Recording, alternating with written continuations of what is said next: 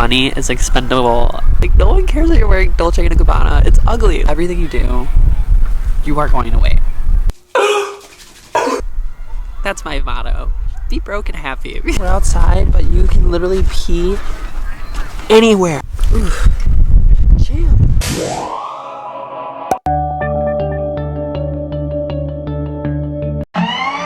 Starting this video in the bathroom this time. Unusual. I feel like I don't do that very often. Yeah, you saw the title. I'm gonna just tell you about some things I've learned about LA and about myself and about like the city since living here. However, I am gonna do like a little short vlog because I am going to be going to the park and just sitting down with Champ. You didn't know this about Champ. He gets really car sick, so I can never really take him anywhere that's longer than 20 minutes or he will vomit and sit in his vomit. Yeah. Yeah. I forgot what I was gonna say. I don't even know what I'm talking about. Oh! I've been working on my hair care game, so right now... Oh, hair care game, yeah. Iron conditioner in right now. TikTok, how guys wash their face. Who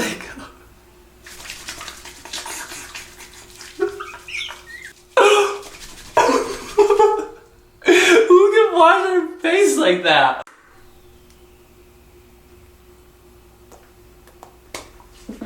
It's okay to pucker up. It's okay to get those lips moisturized.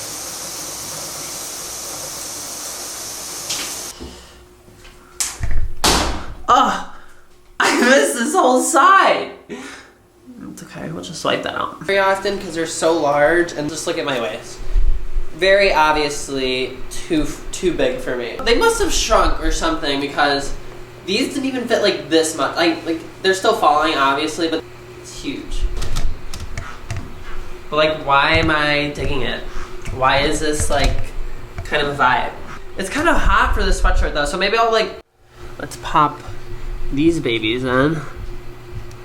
As I suspected, it is a tad bit hot for the sweatshirt, but for the outfit, I'll suffer through until I get my acai bowl. Also, I'm sorry that I make every single video that's not even supposed to be a vlog. I just love vlogging. This place has the best acai bowls. It's something about like the acai base, the consistency that I really like. I don't know, but what is going on?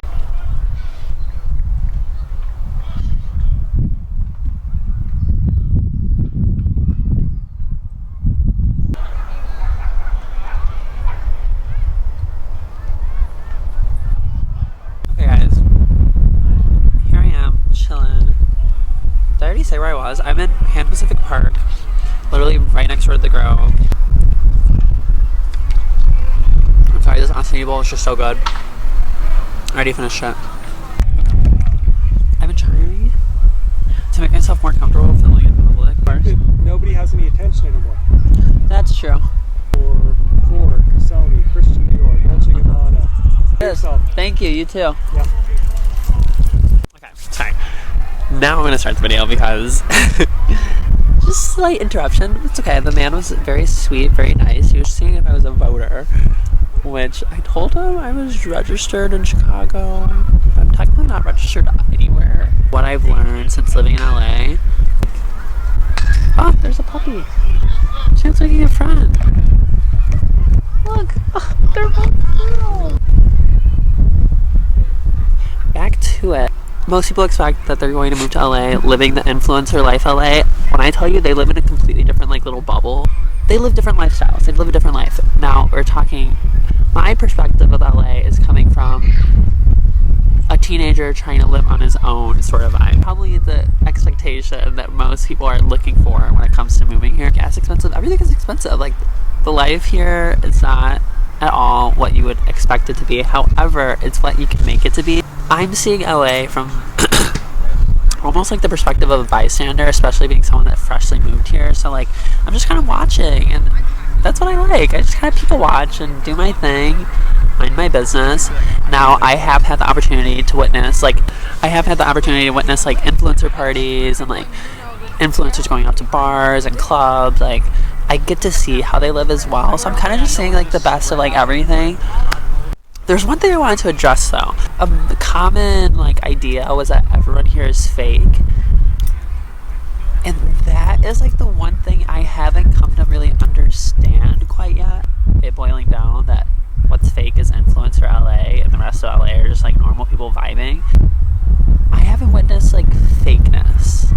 I've witnessed stuff that I would see back home. Like, I don't know. Oh my gosh, it's a bee. Okay, it's gone. What I can testify to is that I do feel like people that live in LA are flaky, and I think that has a bunch of different reasons. I think number one, it has to do with traffic and how long it takes to get from point A to point B. Number two, I think it has to do with waiting, because literally anything you do are going to be waiting. Like, you want to go to a restaurant, to drive to the valley, or go to Santa Barbara, anywhere, you're going to be waiting in traffic. If you wanted to go to a club, like most clubs, there's going to be a line, and a pretty long line at that. Everything you do, you are going to wait. So I think because so much of the culture is to wait around and wait to get places and wait to do things is what causes people to be flaky, which I get it, because there's so many times where I want to cancel. I'm like, I don't want to drive an hour in traffic, or I don't want to have to drive 30 minutes and then sit in traffic. It's just too much. I think maybe in another year I could become flaky. I could become a flake. I'm not lazy all the time, but when I want to be lazy, I'm going to be lazy, and you're going to be like, ugh, he doesn't want to do anything. I think it's hilarious that my dad 6-7 years ago told me, yeah, you can have a dog as long as you take care of him. Like, I'm not walking him, I'm not feeding him, you have to take care of him. And I was like, okay, yeah, I will. 6 years later, I have this monstrosity with me 1,700 miles away from home. Hey, thank you. Thank you for the hug. He just gives me like a full-on hug. We all just collectively decided that we want to live in LA, which, I mean, I don't know. You get a decent... Oh, champ, you just knocked over my camera. Did you guys... Oh, wait. I hooked Champ up to my ankle here. Oof. Champ, why the fuck do you keep peeing on my shit? Like, I get it, we're outside, but you can literally pee anywhere. No, get away from me. No, get away. You make me mad. And this is like a life lesson, I feel like, for people that are moving really, really, really like fast all the time. Like, they can never break. Like New York, for example. New York is a very hustle culture sort of vibe. I feel like a lot of the people that live in LA kind of just exist. Like, they work, they do their thing, like they pay their bills, but they just kind of exist. Like, they go home and they just kind of lay out. And they're just like, they're just there. They're taking walks, they're going on bike rides, they're sitting at the beach, like they're going on hikes. Like, it's just something about like the culture. Like, LA definitely has a hustle culture too, but I feel like people in LA know how to separate their hustle and their relaxation. Like, they do it so perfectly, where it's like, you know when you should be working and you know when you need to chill. This is one of my personal favorites. So you probably heard how everyone in LA has a second job. And not just because like they needed to afford it, but second job because they're trying to make it.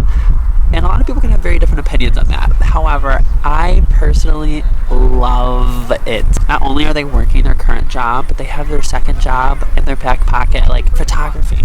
Champ, fuck, go away. No, this is the third time. You've lost your privileges to sit next to me. I tried to pee on it again. Like, what is it? What is it? No, don't sneeze. Like, there is so much creativity constantly, like, a brew. I love that, because at home, what I felt like I was lacking was creativity, and I was lacking, like, people wanting to do similar things as me. Like, I want to get more into videography, and I want to get more into, like, cool editing styles. I mean, I'm sure they existed, but that's just how I felt.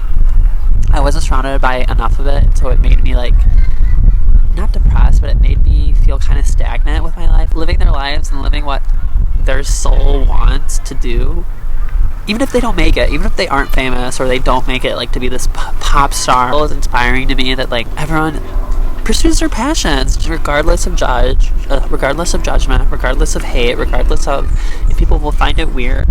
And it makes me happy to be a part of that sort of creative culture, which I couldn't find in Chicago back home. I have witnessed, let me tell you this horrifying story.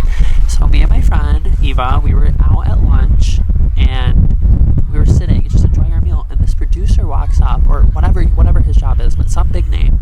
He walks up, sits down, and his assistant walks up and he's like, "Go find me a Coke before you sit down. Like, go find me a Coke." Like, so rude, so mean to him. He was like, "Oh, okay." And he was like, "No places are open," because it was like breakfast. He was like, "No places are open that sell Coke." You're so pretty. Oh, he's gone. Are you coming back? Oh, he's gone.